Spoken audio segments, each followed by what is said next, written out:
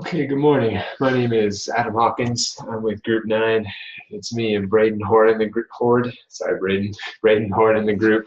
Appreciate Brayden helping me get some of this stuff put together. I'm going to be your narrator for our presentation today. I look forward to talking with you. So we are going through the DevOps Handbook. There we go.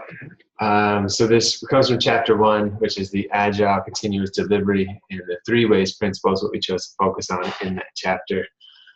And we're going to talk about the 3 ways, the principles of underpinning DevOps. So if you take a look at the 3 ways, you have the graphic here on the right-hand side. There is 3 ways that we go about getting a product from development to operations and out to the people. At first, I was a little skeptical about there really only being 3 ways, but I'll go into that in just a little bit. So the first one is left to right, where it goes from development into operations. So for example, a problem comes up, development starts working on it, it goes from operations, and operations makes it out. The second one being constant left to right, where you can see in the graphic it's constantly moving, constantly having problems going from development to operations and then back again. And then the third one is much more complex, but it's a generative, is what they call it, to where it involves more than just development operations, but we'll get to that too. So the first of the 3 ways is the left-to-right principle. It enables the fast flow from development to operations to the customer. That's because you have to have smaller batch sizes and you got to reduce your intervals.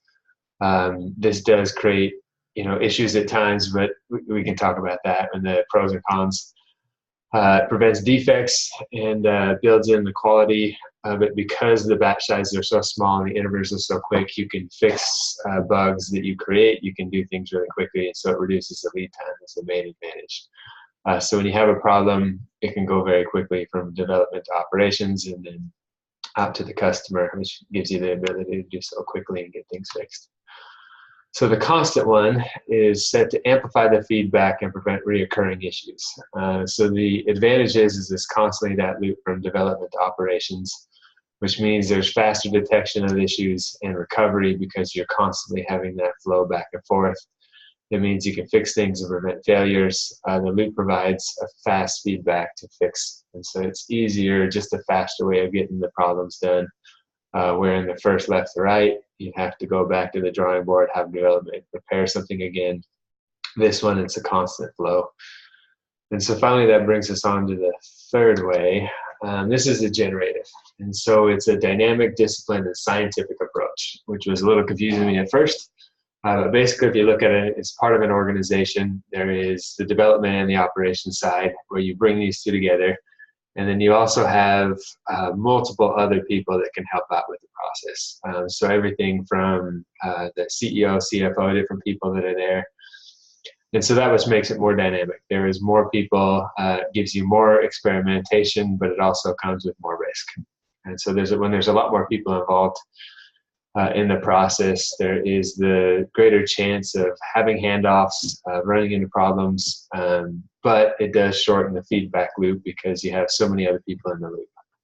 I would say the biggest advantage to this one is that it's a collective experience. So there's so many people involved, the chances of somebody missing something in the development process, the chance of the operations not understanding how something is supposed to be rolled out is smaller because there is always different people involved in the process. There's more eyes, more people in there. It just leads to less problems. And then also it leads to a trust and continuous learning. And so what I mean by that is that there are constantly other people involved, which means that you trust the product that's coming out to market a little better. And then everybody involved in the process is continually learning. So there is always the opportunity for somebody to find something, to not miss something. And of course, as we do with the BYU Idaho, when you're working with other people, there's always a chance that somebody read something or found something that you didn't see. And so it's that teach and learn from one another principle that we talk so much about with this generative process. It's really just, amazing to where there's always that chance that you can teach and learn from somebody else. So it's a pretty dynamic, pretty awesome approach. Just thinking out would be the one that I think that I would like to use, just having more people involved. And, we'll get into some of my fears about it when we go into this last thing. So in conclusion, there's advantages and disadvantages to 3. So of course, the advantage to the first one is that you are really fast in getting the product out. The disadvantage is that it's such a contained cycle that you may have problems. It would take you longer to fix bugs. You may miss the bugs in the first place, and so there's a lot of problems. The advantage of the second one is that it's a constant loop, and so again, you can constantly get that information back to development, fix bugs a little faster, and then back out to operations. And so you can reduce the amount of bugs that you can get. You can get them fixed more quickly.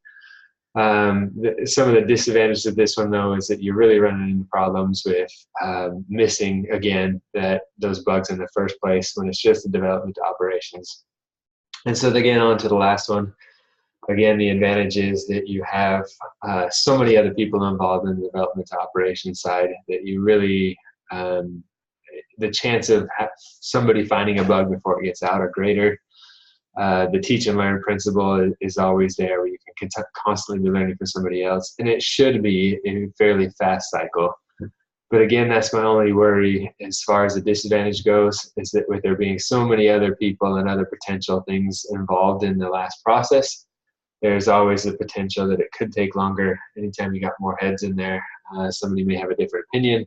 And so there could be more communication that needs to happen in order to get the product out. So there is the possibility that could be a disadvantage, but they do say in the book that it, should be a faster time. So, and lastly, I question whether these really were the only 3 ways to do it.